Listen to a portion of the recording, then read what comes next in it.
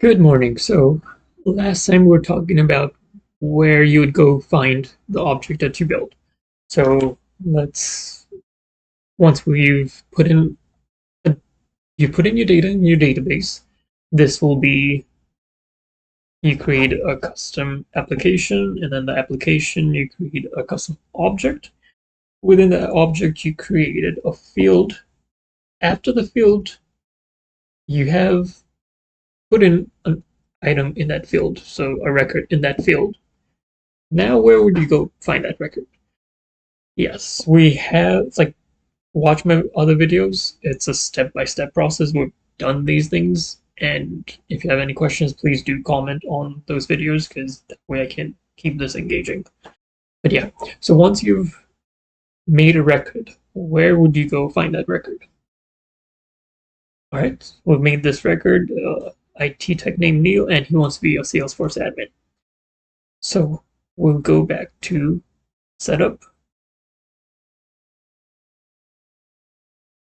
Okay, setup, and then since, if you remember, made IT tech as an object, you go to object manager up here, search for IT tech. Once you click on IT tech, then you can go to field relationships, and then let's see.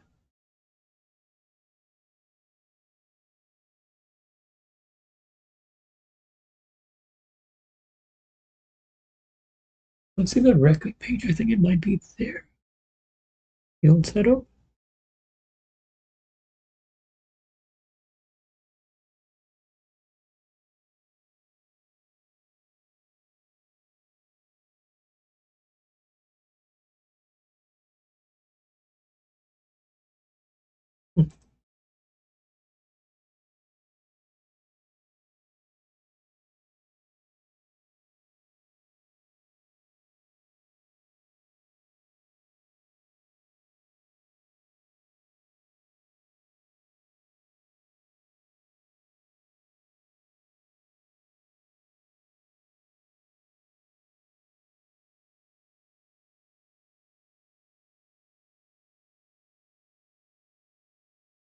All right, let's Google again.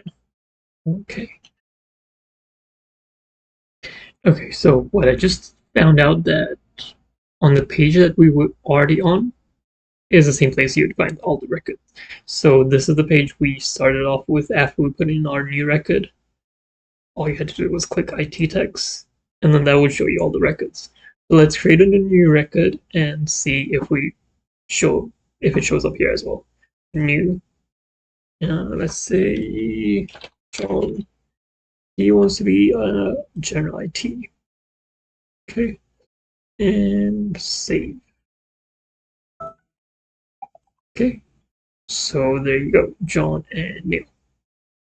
Alright, so hope this video was helpful. So in the last few classes, we have gone through how to make an application, how to create an object, how to add that object to that application, how to see where you can fill in records for the object, and how to view those records.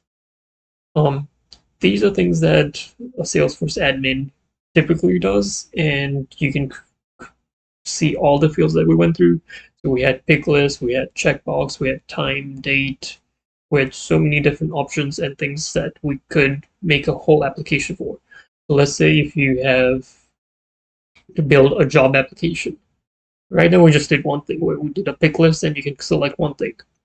But let's say, for instance, you were the admin and you had to build a whole application from name, date of birth, social security number, where you're last working, the phone number of the place you worked at, the address of the place you worked at, your education history. So all these different items that we can add to the object to make it into a full application. These are the types of things that a Salesforce admin would be doing on a regular basis. This is one part of their job. Other parts of their job include making sure things are working, making sure changes are being made, and also making sure the database is structured in a way that is understandable and easy to be managed. You don't want a database that is half here, half there. You want it to be thought out and you want it to be easy to access for the people that need to access it. That's another thing a Salesforce admin does. Make sure permissions are granted to the people that need them or are required for to have them. Not everyone should have access to everything. As an IT tech for the last 5 years, that's something that I'm very strict about. If someone should have access to it, then yeah, give them access to it. And give them access to what they need. Don't give them access to everything because your work is on the line there. If someone doesn't require to have accounting access, don't give them accounting access. People do not need to know different amounts of sales or things that are going on if they don't require it. So make sure your permissions are also correct and know how to access the database and know how where and what permissions each of your users needs. All right, well, thank you for watching my video. Hope you have a great day. Thanks.